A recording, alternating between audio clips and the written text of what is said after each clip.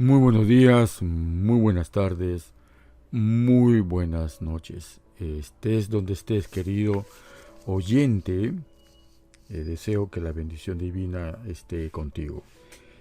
Últimamente hay una corriente religiosa que se le denomina como el universalismo. Esta corriente, podemos decirlo sin lugar a dudas, que es va contrario a las cosas de la fe. Una cosa hemos definido siempre: qué cosa es bíblico, qué es extra bíblico, pero muy poco se dice que es antibíblico. El mejor ejemplo de lo antibíblico se encuentra en el mismo Edén. ¿Qué quiere decir la postura antibíblica? Que no necesariamente tiene que ser dicha contradiciendo las palabras. Y la serpiente en el Edén no presentó una fuente extra bíblica, sino fue antibíblico al usar las palabras mismas que el Eterno fue educando y formando a la pareja edénica. Usando las mismas palabras, simplemente las tergiversó con su opinión. Un predicador de esta corriente religiosa dijo hoy día que oía ese tema, que la luz mayor está en el Nuevo Testamento. Juan 17:3 dice que es el conocimiento del Padre y del Hijo lo que nos da la vida eterna, que en otras palabras quiere decir de que lo contrario, tener un concepto tergiversado del Padre y del Hijo, es lo contrario a la vida, es la muerte. El universalismo propone algo que va contra el carácter del Padre. El mismo odio que se hubo en el inicio de la rebelión en el cielo se manifiesta ahora. Entonces, viendo cómo podría yo definir el universalismo, comparto mi opinión. El universalismo es la obra de Satanás definiendo el carácter de Dios a través de la emotividad o sentimentalismo, para luego usar esta nueva definición de su carácter como un chantaje a su proceder, es decir, no dejarlo aplicar la ley. Las premisas del universalismo se basan en un texto de Juan cuando dice que Dios es amor. Entonces, ellos definen el amor conforme a la naturaleza humana cuando siente amor, pero olvidando que el ser humano tiene una manifestación de amor imperfecta, incompleta y totalmente degradada por los sentidos y los 6.000 años de decadencia. Así que medir el atributo divino de amor, de la divinidad, con nuestra medida humana degradada, es necesariamente llegar a un error. Hay que dejarnos instruir en qué consiste el verdadero amor a través del registro de la Escritura. La Escritura tiene dos grandes campos que el hombre debe entender: el principio de todo lo que es el acto divino y las palabras divinas, que es por un lado, y el otro campo que es cómo reacciona el humano frente a las manifestaciones divinas de palabras o de sus actos. Esto nos lleva a entender mejor el carácter divino. El universalismo cree que al decir que Dios es amor, entonces no mata y además va a salvar a todos, incluyendo a Satanás y sus ángeles. Vamos a hablar de algunos textos. Vamos a empezar con el libro de Mateo, capítulo 18, versículos 8 y 9, cuando dice: por lo tanto, si tu mano o tu pie te es ocasión de caer, córtalo y échalo de ti. Mejor te es entrar en la vida cojo o manco que teniendo dos manos o dos pies y ser echado en el fuego eterno. Si tu ojo te es ocasión de caer, sácalo y échalo de ti. Mejor te es entrar con un solo ojo en la vida que teniendo dos ojos que ser echado en el infierno de fuego. Aquí nos está dando la instrucción de que, en este ejemplo, en esta alegoría, de que es posible cortar del cuerpo algo que realmente no nos está llevando a algo bueno. Si hablamos de la Biblia conforme a sus definiciones de cuerpo, la iglesia es el cuerpo de Cristo. Y si vemos y aplicamos esto que estamos leyendo también con lo que vamos a leer en Mateo capítulo 5, versículos 29 y 30, que dice: por lo tanto, si tu ojo derecho te es ocasión de caer, sácalo y échalo de ti. Y el versículo 30 dice: si tu mano derecha te es ocasión de caer, córtala y échalo de ti. Estamos viendo dos veces que el Mesías está diciendo el mismo mensaje, que es posible en un escenario poder cortar algo que es amado por la integridad del cuerpo. ¿Quién no ama su cuerpo? ¿Alguien sería daño en su cuerpo? Claro que sí, gente que tiene perturbada la conciencia o su mente. Pero también hay momentos en los cuales cortar el cuerpo no obedece necesariamente a un acto de odio ni a un acto criminal. Voy a poner un ejemplo. Un hombre encuentra algo metálico y lo diseña para que sea punzocortante. Y cuando un hombre ve que ya tiene este instrumento punzocortante y hiere a otro, hay derramamiento de sangre, generalmente todos dicen es un asesino. Es así como los universalistas creen y leen la Escritura, porque hay un instrumento en el cual se manda a hacer, se diseña y es punzocortante, hiere y corta, mata. Y por lo tanto dicen, si Dios es amor y veo esto en el Antiguo Testamento, que hay algo que corta y mata, entonces no puede ser compatible, por lo tanto no es de Dios. Pero nunca hemos leído, por lo menos háganmelo ver si alguien me muestra los textos, en la cual el Mesías en el Nuevo Testamento quite autoridad al Antiguo Testamento. Y volviendo a nuestro ejemplo del hombre que tiene un instrumento que es punzocortante, en la cual hiere, hace sangrar a su prójimo, corta, y lo llamamos delincuente, pues yo le digo una cosa: hay un hombre que usa un instrumento punzocortante, corta, cercena, y llamado cirujano. Cuando el paciente tiene un miembro gangrenado, vemos que también con ese instrumento punzocortante hiere, corta, cercena a fin de salvar al paciente. Pregunto, ¿dónde está la definición absoluta del universalismo? Que el que corta, hiere y separa y cercena es odio. Cuando el escenario nos dicta que está obligado a hacerlo, y mucho más cuando un médico cirujano encuentra que su hijo ha tenido un accidente y de ese accidente se le ha gangrenado uno de los miembros, está en la disyuntiva o quererlo y decir: hijo, esa pierna, esa mano es parte de ti, yo no voy a permitir separarlo de ti. Le va a permitir, va a consentir, teniendo el conocimiento de que esa célula gangrenada, putrefacta, contamina el resto del cuerpo y al final lo lleve a la muerte. ¿Qué hace un cirujano frente a un tumor? ¿Acaso le vamos a decir: epa, alto, no cortes, porque es parte de las células del cuerpo de esta persona, es el amor que él tiene a su cuerpo, es parte de lo que él es? No le cortes, no lo separes, porque separar significa que va a morir ese tumorcito. Y ese tumor le tiene cariño, es parte de él. ¿Podemos razonar de esa manera?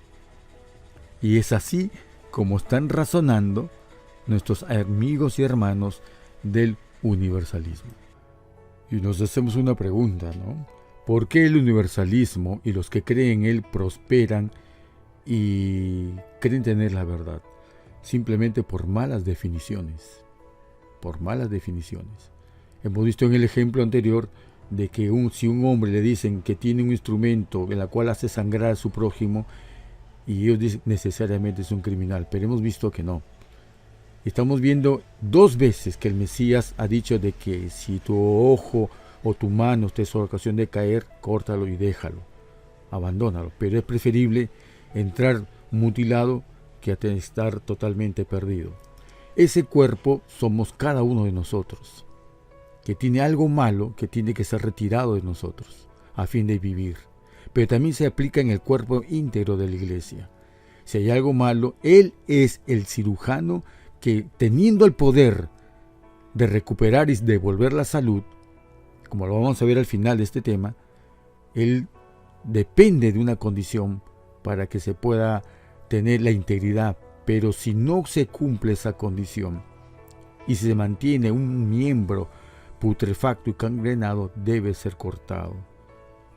Y vamos a ver que la teoría y la práctica deben ser explicadas en el mismo Mesías. Les vamos a leer ahora lo que se encuentra en Mateo 5, versículos 17 y 18. Miren el contexto como empieza. Dice: no penséis que he venido para abrogar la ley o los profetas. No he venido para abrogar, sino para cumplir.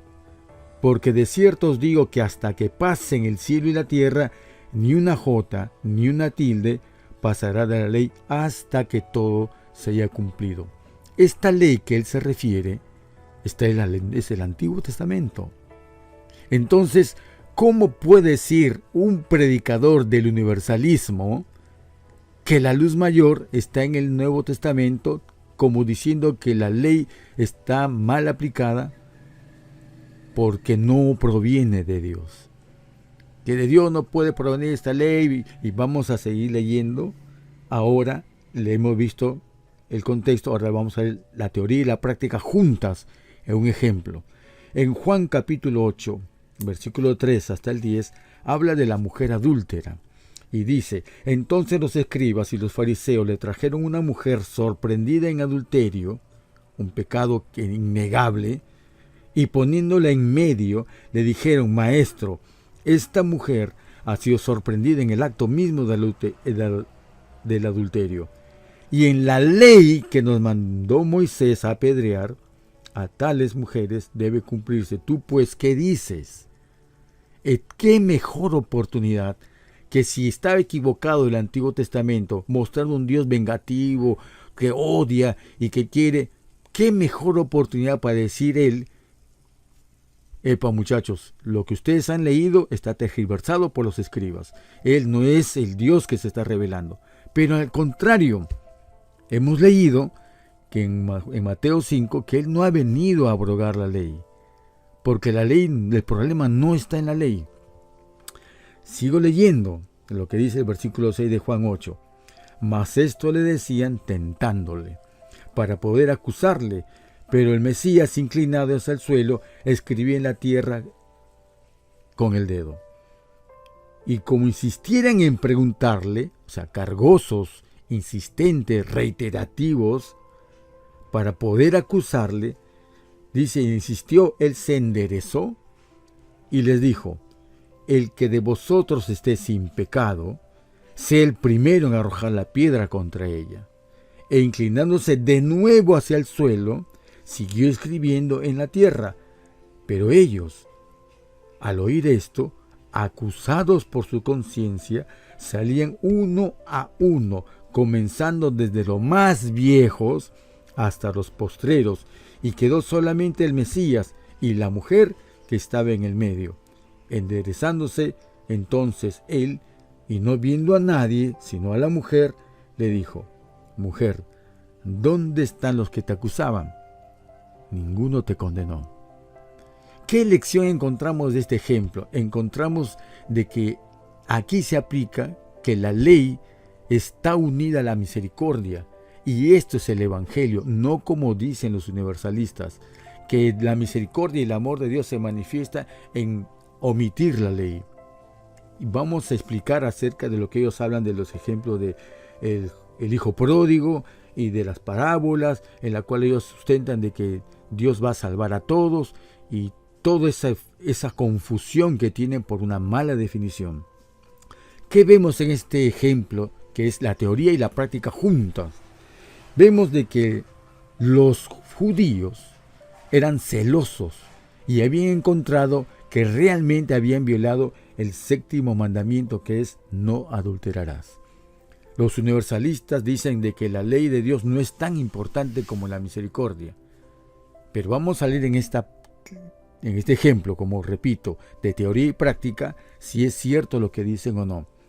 Era cierto que eran celosos ellos de que había un pecado que la ley decía que había que apedrearla. Él no lo negó.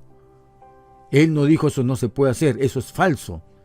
Más bien dice otra cosa, pero él descubre que si ellos decían que un mandamiento se había violado, él les mostró 2 mandamientos que se habían violado de parte de ellos. ¿Cuáles son esos 2 mandamientos que estaban en ese escenario? Estaba el primero, que era el adulterio, el 7º, pero también estaba el 6º mandamiento, en la cual dice, no matarás. Hasta aquí, si me quedo callado, los universalistas dirán, ven, está prohibido, Dios no permitió, Cristo no permitió que mataran a una mujer por haber violado la ley. Pero eso es lo que no dice el texto, eso no es lo que dice el ejemplo. Dice lo siguiente, que él no dijo que estaba mal la ley de Moisés, sino que al escribir, él dijo, tú eres culpable del 7º mandamiento, acusando a la mujer, pero también tú eres culpable del no matarás. ¿Por qué? Porque tú también eres adúltero. El adulterio no solamente está en la consumación física o carnal, el adulterio está en la concepción del pecado. Así de que él muestra de que la ley va mucho más que la letra, es el espíritu de la letra, lo que quiere decir que no anula, que porque hay gente que es farisea o legalista, no anula la vigencia de la ley. Y el otro mandamiento que ellos estaban violando era el 3er mandamiento, que dice, no tomarás el nombre de Dios en vano. ¿Y cómo lo aplican así? Eso se aplica cuando todas las personas buscan acusar a otros en nombre de Dios. En la iglesia vemos de que, por ejemplo, alguien, como me ha pasado a mí, de que el espíritu de la disidencia, como si disidente fuera el peor pecado, acusado, usando el nombre de Dios, cuando Dios mismo dice hay que obedecer a Él antes que a los hombres. Y ese es el tema de que usan la religión, usar la fe, usar la ley para lapidar a los demás, cuando la misma ley los hace responsables muchas veces del mismo pecado. Entonces, si estaban acusando a la mujer adúltera por el acto físico consumado, también deberían ser acusados los que tienen la raíz del adulterio a partir de la imaginación, por ejemplo, en el consumo de la pornografía. Y esto es algo que también debe de reflexionarse. La ley no se anula, nunca anuló Cristo la ley, más bien vino a obedecerla y enseñarnos a obedecer. Y es aquí cuando también el universalismo cae de bruces frente a este punto. Mateo 5, 19 y 20 dice lo siguiente: de manera que cualquiera que quebrante uno de estos mandamientos muy pequeños y así enseñe a los hombres muy pequeño, será llamado en el reino de los cielos. Mas cualquiera que los haga y los enseñe, este será llamado grande en el reino de los cielos. Una manera de tener el carácter satánico es querer anular la ley. Y el universalismo apunta a disminuir la ley. El mejor ejemplo que la ley es tan importante como el Evangelio de la Misericordia es que ambos se encuentran en la cruz del Calvario. Ese es el mejor ejemplo. No hay que poner ejemplos de que el mejor ejemplo de salvación para todos está en la parábola del Hijo Pródigo, ni decir otras cosas, porque es posible que nos estemos equivocando cuando omitimos toda la enseñanza que nos muestra el Mesías. Y al decir de que hay que evitar entrar al reino de los cielos solamente porque no quiero romper algo o quebrar algo o cercenar algo como el ojo, como la mano, Él nos está diciendo que es posible que el primer cuerpo, siendo nosotros, si está gangrenado y nos corremos el riesgo de morir, hay que cortarlo. Segundo, si la iglesia, el cuerpo del Mesías, está actualmente contaminado con falsas verdades, él mismo lo ha de cortar. ¿Acaso no dice en el mensaje a la Odisea, he aquí yo estoy a la puerta y llamo? Porque no está. Si alguno vence, se sentará conmigo en el trono. Pero también, ¿cuál es el otro cuerpo que no ve el universalismo? Es que consentir el pecado y no punilizarlo es arriesgar el universo. Porque el universo se basa en leyes que le dan la garantía de orden y de vida. Permitir que Satanás y sus ángeles continúen existiendo por la eternidad sin darle un punto final a la maldad, al error, no es coherente, porque hay tiempo para todo, dice la Escritura. Y cuando el predicador universalista dice de que por qué Dios no mató a Satanás apenas pecó, o por qué no cuando la humanidad era de 2 personas, por qué no liquidó a Adán y Eva para poner fin al pecado, esas son las premisas en las cuales se basa y se apoya el universalista, porque se apoya en una distorsión de lo que es la verdad. Vamos a hablar a futuro de un tema que es muy importante: cómo se salva la humanidad. Pero hay 2 maneras como se salva la humanidad. Una, no diría 2 maneras, sino 2 escenarios. Una con el creyente y otra cómo salva Dios al no creyente. Eso lo vamos a ver, es muy interesante, es muy profundo, es muy bonito el tema, cómo Dios muestra su amor sin necesidad de anular la ley en este punto.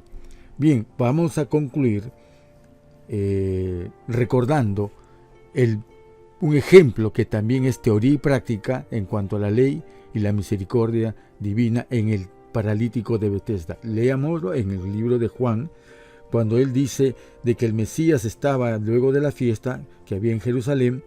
Dice que él llega a un estante donde había multitud de enfermos, ciegos, cojos, paralíticos que esperaban el movimiento del agua. Como todos en la humanidad, enfermos, queremos salud. En otras palabras, todos nosotros los pecadores queremos salvación. O sea, encuentren el paralelismo entre nuestra realidad y lo que el ejemplo del paralítico de Betesda. Sin embargo, el universalismo dice que Dios salva a todos. Pero en el ejemplo del paralítico de Betesda, dice ahí en el versículo de Juan 5:5, dice, y había allí un hombre que hacía 38 años que estaba enfermo, y cuando el Mesías lo vio acostado y supo que llevaba ya mucho tiempo así, le preguntó, ¿quieres ser sano? Y el Señor le respondió al enfermo, no tengo quien me meta en el estanque. Como dice el universalismo, el amor es tan grande de que Dios va a consentir que los pecadores resuciten nuevamente para que puedan ser salvos, ser predicados Satanás nuevamente porque no pudo ver la gracia de Dios, cosas totalmente equivocadas que en su momento lo vamos a hablar. Pero en este ejemplo le dice, ¿sabes qué? Señor, respondió el enfermo y le dijo, no tengo quien me meta en el estanque cuando se agite el agua, y entre tanto que yo voy, otro desciende antes que yo. Y el Mesías le dijo, levántate, toma tu lecho y anda. ¿Cuándo lo sanó? Cuando le preguntó, ¿quieres ser sano? Que en otras palabras quiere decir, vas a hacer lo mismo que el ejemplo de la mujer adúltera. Vete y no peques más. Y cuando Dios le pregunta a través de su Hijo al pecador, ¿quieres ser sano? Le está diciendo, vas a volver a cometer aquello que te llevó a este estado. Muchos piden salud y oran por salud, pero el ojo profundo del Espíritu del Divino sabe qué vamos a hacer nosotros si tuviéramos una vida extra. ¿Qué haríamos nosotros con una segunda oportunidad? Porque yo le preguntaría al universalista con este ejemplo, ¿dónde está que Dios salva a todos? Porque si pudo salvar y sanar a uno que estaba en el estanque, ¿por qué no sanó a los demás? ¿Por qué le tuvo que hacer la pregunta, ¿quiere ser sano? Y él tuvo que decir que sí. ¿Qué le pasó ahí? Esperemos la respuesta de ellos, ¿no? Y con este punto terminamos la reflexión de este momento. Padre eterno sea contigo, el Espíritu nos llene y podamos entender que el amor de Dios es justicia y es misericordia, y que su justicia es la obediencia a la ley divina.